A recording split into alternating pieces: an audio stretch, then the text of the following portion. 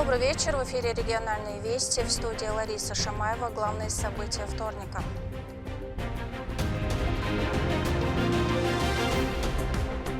Высотно-огневая координация. Спуск с высоты – это тщательно отработанное действие. Бойцы спецподразделения оттачивают навыки.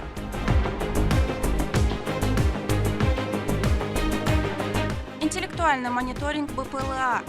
Задача была от одной московской компании БМС Lab, которая занимается системами питания. Инженеры ГГНТУ работают над умным аккумулятором для беспилотников.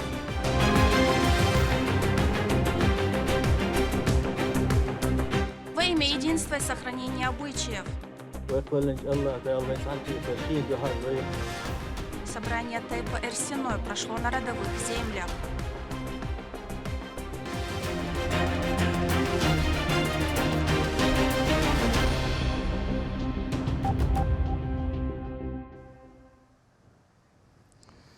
На Харьковском направлении зафиксированы очередные успехи бойцов легендарного спецназа «Ахмат». Как сообщил Рамзан Кадыров в своем телеграм-канале, военные батальоны «Запад» «Ахмат» во взаимодействии с сотрудниками полиции Курчелоевского района провели высокоэффективную операцию.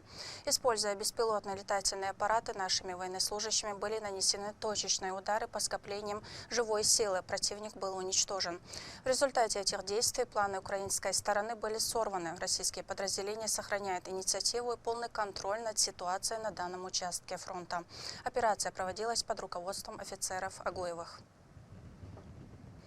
Бойцы объединенной группировки войск проводят специальные учения. Подразделения отрабатывают спуск с высотных зданий в условиях максимально приближенных к реальным. Эти учения направлены на отработку слаженности действий и оттачивания навыков, необходимых для ведения боя в городской застройке. С учебного полигона Турпалей Тайсумов. Отдельный отряд специального назначения «Ирбис» Северо-Кавказского округа войск Национальной гвардии Российской Федерации проводит регулярные учения. В один из таковых дней бойцам была поставлена задача по отработке навыков схода с высотки. Это проведение условного штурма зданий с ликвидацией захватчиков при спуске на тросе и с применением специальных средств. Спуск с высоты – это тщательно отработанное действие. Но для того, кто делает это впервые, все бывает непросто, но очень интересно. Условия приближены к реальной ситуации, когда действовать надо быстро и слаженно. В ходе учения используется светошумовая граната. Да, есть. Граната! По легенде, нападавшие ликвидированы, заложники выведены. Отработка этих навыков позволяет быть готовым к любому возможному реальному сценарию, когда люди в опасности и нужна помощь. Личный состав проходит обучение с базового, дальше совершенствует свои навыки на высотных зданиях, с получением определенного опыта выполняют задачи уже в горных условиях, и учебно-боевые задачи, и боевые задачи. Надо сказать, что подразделение Национальной гвардии прекрасно подготовлено для различных боевых заданий. Это они с успехом показывают и в ходе специальной военной операции, защищая людей от действий киевского режима. Турпал Али Тайсумов, Саид Эмин Мусаев и Магомед Тутаков. Вести. Чеченская республика. Одной из главных проблем беспилотников остается ограниченное время полета. Над уникальной разработкой в этой области работает команда ГГНТУ. Проект посвящен созданию самостоятельной отрасли экономики, связанной с созданием и использованием гражданских беспилотных летательных аппаратов. О том, как создают эту умную технологию, расскажет Рамзан Абоев.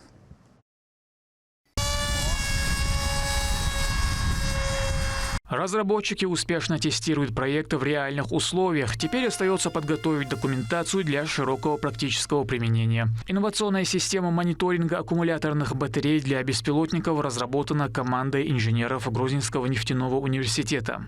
Устройство весит 90 грамм, при условии того, что задание заказчика было разработать устройство меньше 200 грамм. И дальность передачи информации здесь до 15 километров, учетом того, что заказчик требовал до 200 метров. Срок службы аккумулятора беспилотника сокращается из-за несоблюдения температурного режима и глубокого разряда. Проблема не только в технической уязвимости БПЛА. Его стоимость может достигать половины от общей стоимости дрона. Именно поэтому мониторинг состояния аккумулятора критически важен. Задача была от одной московской компании BMS Lab, которая занимается системами питания для дронов. Как мы знаем, сейчас большинство дронов, которые используются во всех сферах, они электрические. То есть там есть аккумуляторные батареи разного типа. Если правильно эксплуатировать, ресурс аккумуляторной батареи может увеличиваться там, от 40 до 50%. Соответственно, наша система тоже может увеличить ресурс аккумуляторной батареи где-то там 35-40%. И хотя система изначально создавалась для БПЛА типа «Крыло», она универсальна и может применяться на других моделях дронов. Над проектом трудилась команда из 6 человек. Это инженеры и студенты вуза. Вот эта плата в реальном времени отслеживает все критически важные параметры аккумуляторной батареи. Напряжение, ток заряда и разряда, температуру каждой ячейки. А еще система оценивает общее состояние аккумулятора и степень его деградации. Все эти данные в режиме онлайн поступают на наземную станцию. Такой подход позволяет оператору увидеть актуальный запас энергии, точно предсказывать остаточное время, своевременно предотвращать внезапные отказы, что значительно повышает безопасность полетов. Устройство у нас собрано вот на такой плате. Тут использован шунт, модуль считывания данных шунта и модуль передачи информации через телеметрию. Подключается в разрыв цепи к питанию, общий разъем питания баз. Таким образом. Выбор ГГНТУ для реализации значимого проекта не случайен. ВУЗ прошел строгий конкурсный отбор в рамках федеральной программы «Кадры для беспилотных авиационных систем». Сегодня дроны играют ключевую роль в современных военных конфликтах, меняя тактику боевых действий. Они обеспечивают разведку целеуказаний, нанесение ударов и даже доставку боеприпасов. Рамзан Абуев, Алисхан Кацулов, Руслан Магомадов, Вести, Чеченская Республика. Хорошая новость для тех, кто за рулем. Ремонтные работы на автодороге Р-217 «Кавказ» выходят на финишную прямую. Это значит, что водители ждут ровные участки дорог. О том, как преобразилась дорога, в сюжете Магомеда Азиева. На южном подъезде автодороги Р-217 «Кавказ», ведущей к столице республики, ремонтные работы подходят к своему завершению. Асфальт уже уложен. Осталось лишь исправить пару деталей. Под 50 человек именно белой бутылка, асфальт, тюркшит, и обочины шум не съезжи, и бордюр шума, что не додел, шум даю, шум лишь. Рабочая техника, камаши, асфальта, укладчикума около 30 с лишним единиц, техникума и трока. Протяженность реконструкции дорожного полотна составляет около 8,2 километра. Проезжая часть расширена до 4 полос. Также обновляются бордюры и современное дорожное освещение.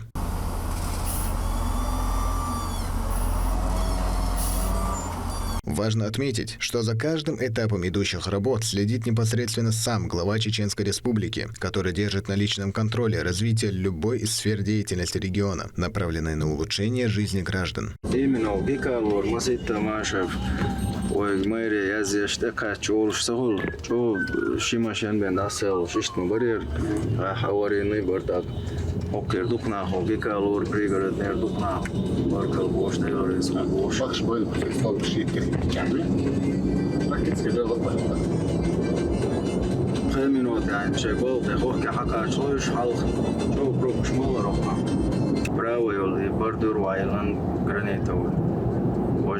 резину покрыты ушаю дорожкшен цен окане вандвабил шок слева обош мокуш цен тяхле укатат бешер укладчикшу 90% завершен буквар улиц. Несмотря на большой объем работы, общими усилиями сотрудников дорожных служб итог оправдал все ожидания. Работа идет строго по графику, а после ее завершения дорога станет значительно удобнее, а также обезопасит как проезд в данном направлении, так и жизни пешеходов. Магомед Азиев, Шамсудин Джабраилов, Вести, Чеченская Республика. Масштабные субботники продолжаются в столице республики. Акция по благоустройству, начало которой положил глава региона, посвящена двум значимым событиям – Году Грозного и району имени Владимира Путина. Как это все происходит и как кипит работа, узнаем у Ахмеда Рамазанова. столице продолжаются масштабные субботники, инициатором которых стал глава Чеченской Республики, Герой России Рамзан Кадыров. Санитарные мероприятия приурочены к году Грозного и района имени Владимира Путина.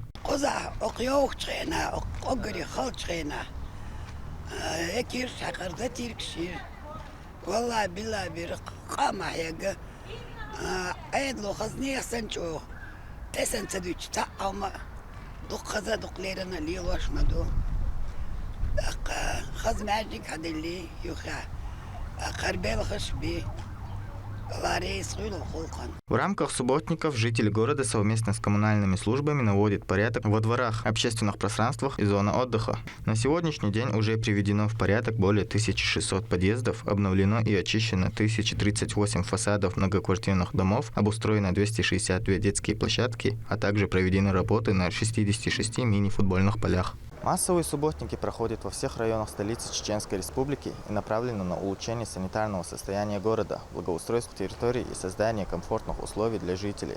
Особое внимание уделяется дворовым территориям, где проводятся работы по уборке мусора, ремонту малых архитектурных форм и озеленению. Уборка города будет продолжаться и дальше, а участие в них принимают как сотрудники организаций и учреждений, так и активные горожане. Ахмед Рамазанов, Джабраил Хаджиев, Магомед Ахматов, Вести, Чеченская Республика. Сила любого народа в памяти предков и единстве поколений. Яркое подтверждение этому масштабный съезд, который прошел в Веденском районе. На своей исторической родине собрались представители тайпы Эрсной, чтобы укрепить родовые связи и почтить традиции. Как сохраняют обычаи в нашем следующем сюжете.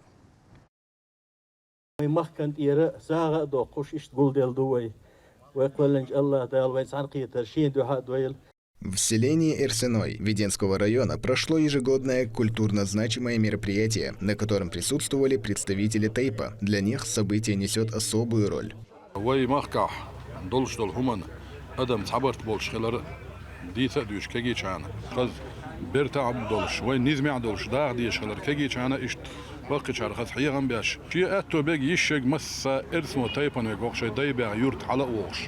مسا قيخن وقودي تعا كجينيش وقنق البلغل قاستين هما داتسا كيرت عالش وساغ دا قريو وي حلقة الباتشا أحمد حجين إيرا وي دايش نانوشت إيرا ساغ دا قوشر إرسنا بو تايبان بوشولنا غوش قيتش إشتا قزع ذكور داش مولد دوش إيو كيرت عالشو.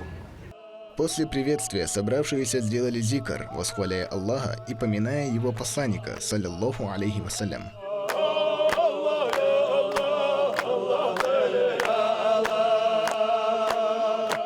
Затем были прочитаны дуа за всех ушедших в праведный мир с просьбой к Аллаху проявить к ним свою безграничную милость и даровать им вечный рай. Практически все чеченские тайпы проводят такого рода мероприятия минимум единожды в год. Люди едят приготовленную на костре еду, проводят время за разговорами и, конечно, совершают молитвенные обряды, как упомянутые зикры и маулид.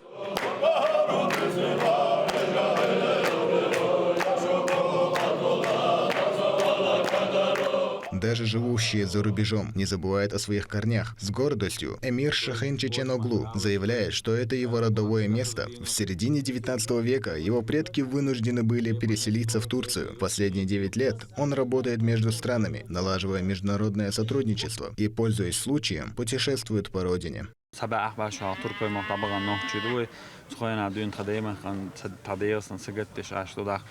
تيبان إرسنو وداخ تيبان إرسنو خلشة حي تيبان نخ هون جرجر مقيتي جرجر قيش خبري تر تغنا حور شرها حقبة تتحل كيرن دينها هر قلم دوي صنخار دخنا دينو قلم والو وشورسو تغن خزاح خلرة خزاح هر وي جرجر شناه وي تيبان نخ أخلرة وين دوق دوزولدو وين هرم خزاخية هر قلم شوين يقعدوا جرجرلون شادو وين يقعدوا ويشي واللارم جابوتو إشتن قلم شخلرة وين بيدنادو. Это мероприятие здесь проводится в последнее воскресенье августа, чтобы у каждого была возможность в выходной день прийти на собрание. Ежегодное событие является неотъемлемой частью жизни тайпы Эрсеной. Это не только повод для встречи, но и завет от предков для потомков, который выступает в роли учителя адатов и традиций для подрастающего поколения, чтобы культура нации жила и дальше. Магомед Азиев, Ислам Ибрагимов, Вести, Чеченская Республика. Развитие туризма требует высоких стандартов качества и безопасности. В республике запущена система обязательной аттестации для всех гидов и экскурсоводов. Это значит, что сопровождать туристов по историческим местам и горным тропам смогут только сертифицированные специалисты в совершенстве, знающие историю и культуру. Репортаж Лимда Жамалдиновой.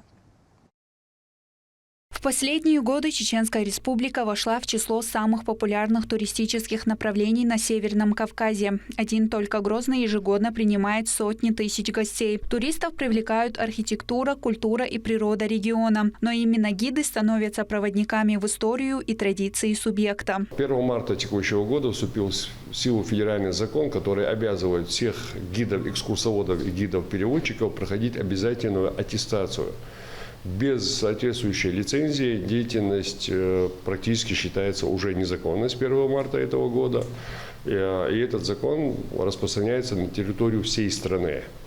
На данный момент, как орган уполномоченный выдавать лицензию и проводить аттестацию гидов на территории Чеченской Республики, то есть аттестация проходит на каждый регион отдельно. То есть гид, который прошел аттестацию, например, в Москве, он не может проводить экскурсии на территорию любого другого субъекта страны. Процедура, инициированная Федеральным центром для повышения уровня туристического сервиса, активно поддержана руководством региона. В республике сформирована профильная комиссия, которая проводит проверку знаний претендентов по истории, культуре, географии Кавказа и основам безопасности. И уже аккредитованы более 90 гидов-экскурсоводов. После прохождения экзамена гид получает вот такой вот бейдж. Это официальный знак того, что экскурсовод прошел аккредитацию и имеет право работать с туристами. Срок действия этого бейджа 5 лет. От того, насколько профессионально работают гиды, во многом зависит впечатление гостей о регионе. Обязательная аккредитация должна повысить качество экскурсий. Алина Абдулкадырова в этой профессии уже 10 лет и является одной из первых, кто прошел проверку знаний и навыков. Я в 2023 году с рядом своих коллег мы были первыми, кто эту аккредитацию прошел. А проходила она в необыкновенно дружелюбной атмосфере. Никто не преследовал цели нас там как-то топить, какие-то задавать каверзные вопросы. То есть благожелательная атмосфера, которая была призвана помочь нам, и в самих себя уверовать, немножко подтянуть свой профессиональный уровень, потому что есть гиды, которые ездят только по горам, есть гиды, которые Грозный, равнинную часть Чеченской Республики показывают. Это как раз из тех, кто сугубо на равнинной части работает. Поэтому у меня были некоторые пробелы в отношении таких-то горных, великолепных, замечательных объектов. И это все я подтянула. То есть самым лучшим и замечательным образом на моей, скажем, профессиональной работе сказалось прохождение этой обязательной государственной аккредитации. Есть такое выражение: выберите себе дело по душе, и вам ни одного дня в жизни не придется работать. Это как раз мой случай. Я с удовольствием занимаюсь тем, чем я занимаюсь. Это лучшая работа в моей жизни. Гости региона отмечают, что именно гиды помогают глубже понять историю Чеченской Республики и почувствовать атмосферу гостеприимства. Человек формирует представление вообще о месте, куда мы прибываем. Очень важно, чтобы обладал знаниями, но не только, харизмой. Можно было и пошутить, и был внимательный к тому, что мы хотим, где провести время, где пофотографироваться. Отвечал на вопрос, потому что вопросов бывает очень много, хоть и знания есть свои, и какое-то другое представление тоже очень интересно получить. Следующая волна аттестации для вновь прибывших специалистов намечена на середину сентября текущего года. Это позволит обеспечить растущий турпоток квалифицированными кадрами. Туристы, выбирающие путешествия по Чеченской Республике, могут быть уверены о высоком уровне компетенций своих сопровождающих. Лимда Джамалдинова, Шамсуди Джабраилов, Сайдселим Ампукаев, Вести, Чеченская Республика. На этом у меня все. Еще больше новостей вы можете узнать на наших аккаунтах в социальных сетях и в приложении «Смотрим». С вами была Лариса Шамаева. До новых встреч в эфире.